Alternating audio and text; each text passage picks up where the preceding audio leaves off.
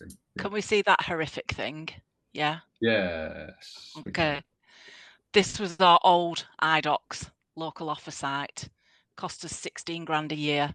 Navigational minefield, a directory that was really out of date, really hard to update any of the content. So we decided to bring ours in house. We went for kind of a bit of a different. We did a lot of user research. Our parents wanted something that looked a bit more corporate. They hated the colours and the clowny kind of the cartoony logos. Um, we um, we ran this project as a really tight ship because past experience has told us that scope creep and people not providing content, because we had a really tight deadline. It had to go live by the end of May, which was when the iDocs current contract expired. So we needed for there to not be a gap in service. We did a lot of initial user research. We had a discovery meeting with all our send team. Um, we ran a content audit. We looked at keyword searches. We went on Mumsnet to see what they were talking about in the send forums.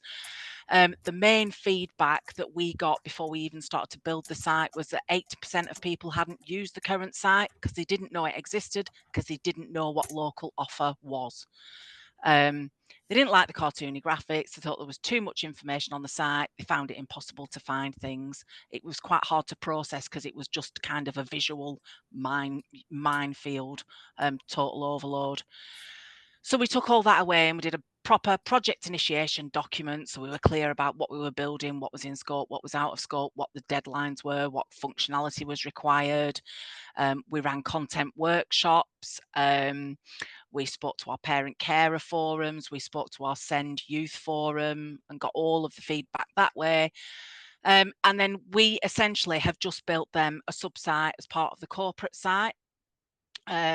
So different to Calderdale, we've brought it in-house. We kind of felt we could benefit from things like we've got the Reach Deck toolbar already on our site, and other things like that. So we don't call ours the local offer. Ours is just called Special Educational Needs and Disabilities. We explain that it's the local offer, but it's not the main focus of what the content is. We've tried to go for a relatively simple layout. We've done similar with our adults and it's worked really well. So we've got a simple explanatory box at the top of every page. And then when you go into the content, we've gone from a customer journey point of view rather than it was really important to us to use the language of the customer and what they would be looking for.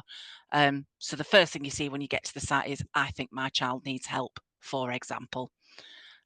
So you click on that, you get the same explanatory information for that page, and you just get simple box links listings that link through to service pages. So who to speak to about health, and how that process works.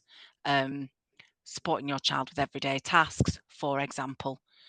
And the site is just built like that. When it came to the directory, the old directory on the iDocs site, it was full of out of date, inaccurate, unsuitable information. On the iDocs site, you could log up, register for an account, add your own directory entry, get it approved and published, and bang, it was on the site. So we needed a better way to govern all that information. So we've set up a directory. Here, we scraped all the old content from the old local offer directory. Then we built a form that mirrored the fields that were going in the new directory. And we sent that out to everybody that was on the old one and said, if you want to be on the new one, you've got to tell us again and you've got to submit the information, so that we knew we were getting up-to-date information from the beginning. We stole a brilliant idea from Essex. So if there's anyone from Essex here, thank you. Whereby, as I say, we've got the form built that takes you through how to get listed in the directory, who we accept listings from, who we don't, what you need to do before you start, so that people can request to add the service. They can't just simply add it themselves. And then if you go into an actual entry, again, we stole the Essex functionality of suggest and edit. So you can actually suggest an edit to a directory entry as either the owner of this listing or a member of the public that's attempted to use that service and found it no longer exists, or the phone number's wrong or whatever. So people can submit suggest edits to any of the directory entries. We've got governance around that. So if you're the owner of this listing, then we can just update the content there and then. If you are someone else, or if you are requesting a new entry, then that gets sent through to our send team, who will approve that content to go onto the directory. The feedback we've had has been really positive so far. We went to our Send Inclusion Day a few weeks ago. That's a day that we hold that's based around a whole open day with a whole range of organisations to come and look. So we like to go where the people are. So we went and got a lot of feedback about that.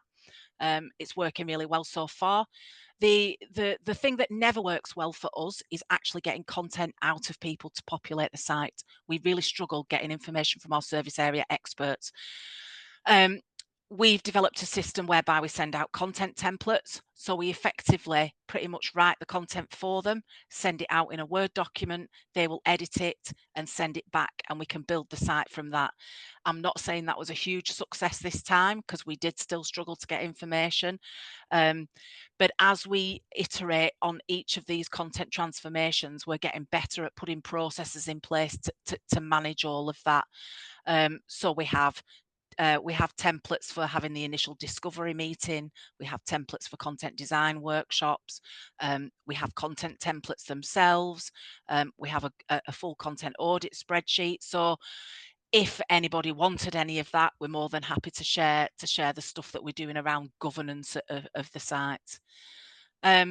So I've talked really fast and got to the end of my stuff. So if there's any questions or anything, or anyone wants me to send anything, I'm happy to do that.